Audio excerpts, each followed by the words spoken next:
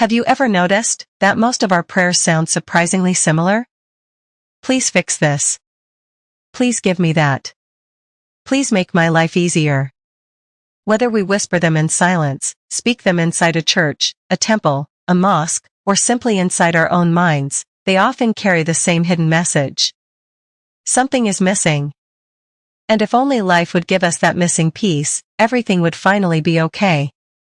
But several years ago, inside a quiet Japanese temple surrounded by cedar trees, a visiting writer noticed something unusual. People were praying. They bowed. They closed their eyes. Some smiled gently. Others stood in complete silence. Yet something felt different. There was no desperation. No bargaining. No visible urgency. It almost seemed as if they weren't asking for anything at all. That moment raises a fascinating question. What if the purpose of prayer was never to convince life to change?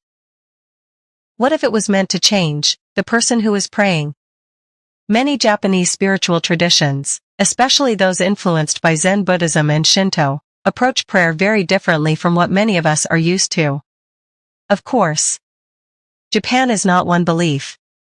Millions of people pray in different ways, for different reasons, just like everywhere else in the world.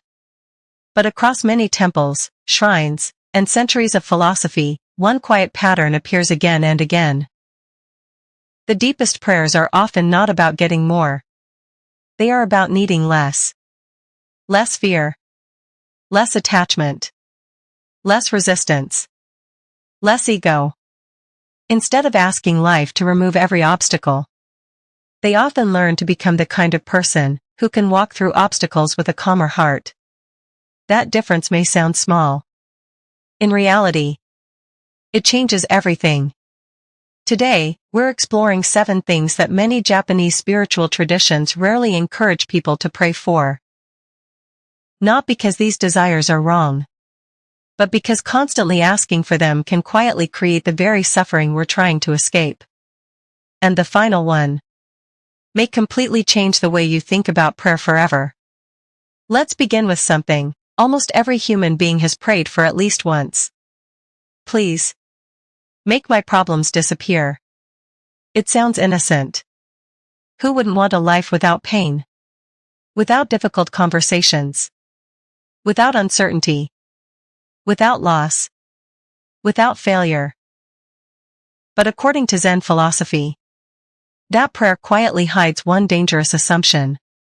It assumes that peace comes after life becomes comfortable.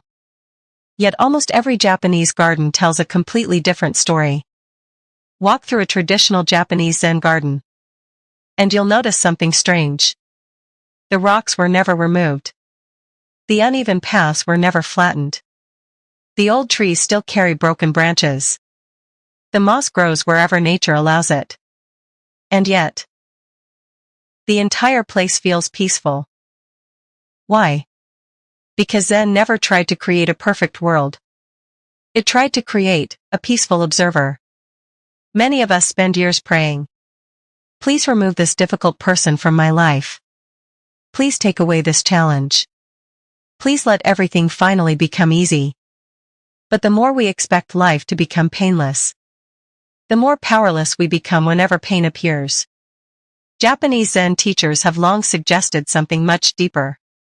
Instead of praying for an easier path, become someone who walks difficult paths with a steadier mind. Because suffering doesn't always come from the obstacle itself. Very often, it comes from our resistance to the obstacle. Imagine 2 people standing in the rain. One spends the entire storm complaining that the weather is unfair. The other quietly opens an umbrella and continues walking. The rain is identical. Only the relationship with the rain has changed. Perhaps that is why so many Japanese sayings speak less about controlling life and more about accepting its changing seasons. Cherry blossoms bloom. Then they fall. Summer arrives. Then disappears. Nothing stays. Not joy. Not sadness. Not success. Not failure. When you truly understand this, your prayer slowly changes. Instead of saying, God, please remove every problem, you begin saying, help me remain calm while I solve them. That single shift can transform anxiety into resilience. And strangely, the second prayer often creates far more peace than the first ever could. Now let's move to something even more common. A prayer whispered every single day. In almost every country on earth. Please, make me richer than everyone else. At first, it sounds completely reasonable. After all, who doesn't want financial security? But hidden inside that prayer is a comparison most people never notice. Walk through the streets of Kyoto, and you'll notice something interesting. Many successful people don't seem to be chasing the appearance of wealth. Their clothes are simple. Their homes are modest. Their conversations are quiet. It's easy to mistake this for a lack of ambition. But often, it reflects a different understanding of abundance.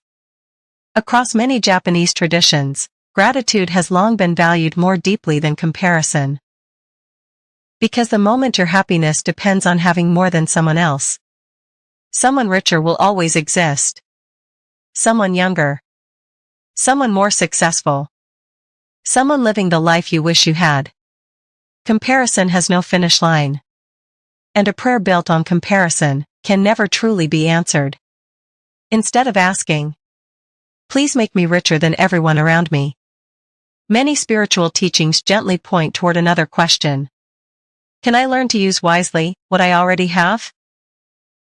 This isn't about rejecting success.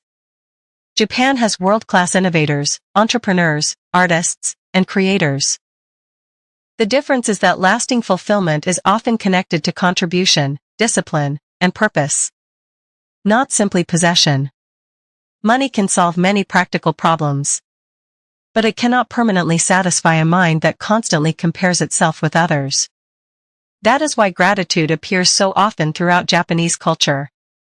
Not because life is always easy, but because gratitude quietly interrupts the endless cycle of wanting. The prayer slowly changes. Instead of, give me more, it becomes, help me recognize what I already have. And strangely, the person who learns gratitude often experiences a kind of wealth that numbers alone can never measure. Now, let's look at another prayer that seems loving on the surface, but quietly creates disappointment. Please, change the people I love. Parents pray that their children become different. Partners pray that their spouse finally understands them. Friends wish someone would stop making the same mistakes. We've all done it. Because watching someone struggle hurts. But here is the difficult truth. You can inspire another human being. You can support them. You can love them. But you cannot force them to grow before they are ready. Trying to control another person's journey often becomes the greatest source of our own suffering. And perhaps, that is why real peace begins. When our prayers stop trying to rewrite someone else's life, and begin transforming our own heart first. Japanese philosophy often returns to a simple observation. The only life you can truly shape is your own. You cannot pray another person into wisdom. You cannot love someone into maturity. And you cannot carry a lesson that only life can teach them. Many Zen teachers compare people to bamboo. You can water the soil, protect the young shoots, and create the right conditions. But no amount of pulling will make bamboo grow faster. In fact, pulling only damages the roots. Human beings are remarkably similar. Real transformation cannot be forced. It unfolds when the individual is ready. Perhaps that is why many Japanese prayers focus less on changing others, and more on becoming a source of patience, compassion, and quiet example. Instead of praying, please make them understand me, the prayer gently becomes, help me understand them, even when they cannot understand me. That shift doesn't always change the other person. But it almost always changes the person praying. And sometimes, that is the miracle we were actually searching for. Now consider another prayer that has become almost automatic in modern life. Please, never let me fail. Failure has become something we hide. We fear it, avoid it, and often judge ourselves because of it. Yet Japan has spent centuries honoring something completely different. The philosophy of kintsugi. When a ceramic bowl breaks, it isn't thrown away. Its cracks are carefully repaired with gold. The break is never hidden.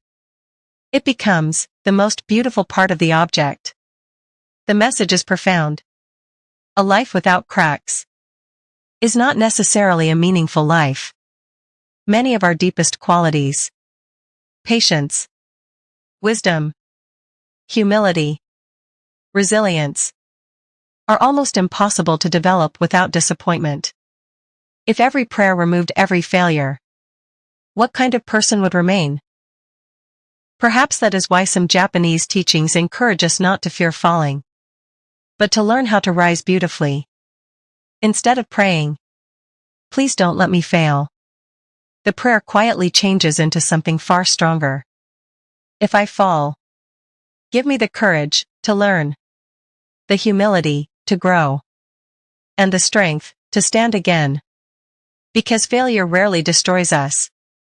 More often, our fear of failure does. And when that fear begins to disappear, life becomes surprisingly lighter. There is one more prayer. So common that many of us no longer notice we're making it. Please, make my life go exactly as I planned. We build timelines, 5-year plans, career goals, perfect relationships, perfect futures. And when life quietly chooses another direction, we feel betrayed. But Japan has lived with uncertainty for centuries. Earthquakes, typhoons, volcanoes, changing seasons. Entire towns rebuilt more than once. Perhaps that is why many Japanese philosophies place extraordinary value on flexibility, rather than certainty. A bamboo tree survives powerful storms. Not because it refuses to bend, but because it knows exactly when to. The rigid tree often breaks. The flexible one remains standing. Our minds work the same way. The tighter we grip our expectations, the more painful reality becomes whenever life changes its course. Sometimes, the promotion doesn't happen. The relationship ends. The opportunity disappears. The dream arrives wearing a completely different face than we imagined. And perhaps, that doesn't always mean life has abandoned us. Sometimes, it simply means life is leading us somewhere we never planned to go. Instead of praying, "Please let everything happen exactly the way I want," many Japanese teachings quietly encourage another kind of prayer. Help me meet whatever comes, with clarity, courage, and an open heart. Because peace is rarely found in controlling tomorrow. It is found in trusting yourself to meet tomorrow, whatever it brings. And finally, we arrive at the last prayer. Perhaps the most important one of all. It's a prayer that sounds beautiful, yet often keeps people trapped for years. Please, make me happy. At first, nothing seems wrong with that. After all, isn't happiness what everyone wants? But hidden inside that prayer is one dangerous belief. That happiness is something life gives you. After enough achievements, enough money, enough recognition, enough perfect moments. Yet countless Japanese philosophers, Zen monks, and ordinary people have quietly suggested something radically different. Happiness isn't waiting at the end of life. It's hidden inside the way you choose to experience this moment. Think about the last truly peaceful moment you experienced. It probably wasn't the day you bought something expensive, or the day everyone admired you. It may have been something much smaller. A quiet sunrise. A warm cup of tea. A conversation that made you feel understood. The sound of rain outside your window. A deep breath, taken without rushing toward the next task. Japanese culture has a beautiful expression. Ichigo ichi. It reminds us that every meeting, every season, every ordinary moment will never exist in exactly the same way again. Once this moment passes, it belongs to history. Perhaps happiness was never hiding in tomorrow. Perhaps it has been quietly waiting inside today. The truth is, prayer has extraordinary power. Not because it forces the universe to obey us, but because it slowly reshapes the heart of the person who prays. When your prayers become less about controlling life and more about understanding it, something unexpected happens. Your fear becomes softer. Your gratitude becomes deeper. Your expectations become lighter. And your peace stops depending on perfect circumstances. Maybe that has always been the real miracle. Not that life suddenly changes, but that you do. So tonight, before asking for more, pause for a moment. Ask yourself one simple question. Which prayer has been keeping me trapped, without me ever realizing it? Because sometimes, the greatest answer to a prayer isn't receiving something new. It's finally letting something go. If even one of these ideas stayed with you today, don't let it disappear into tomorrow's noise. Carry it with you. Reflect on it. Practice it. And watch how quietly your relationship with life begins to change. If this documentary gave you a new way to think, share it with someone who may need these words today. And if you're searching for timeless wisdom from Japanese philosophy, psychology, and the quiet habits that create a calmer life, you're always welcome here. Until next time, take a slow breath, be present, and remember, sometimes the most powerful prayer is not asking life to become different, but becoming different yourself.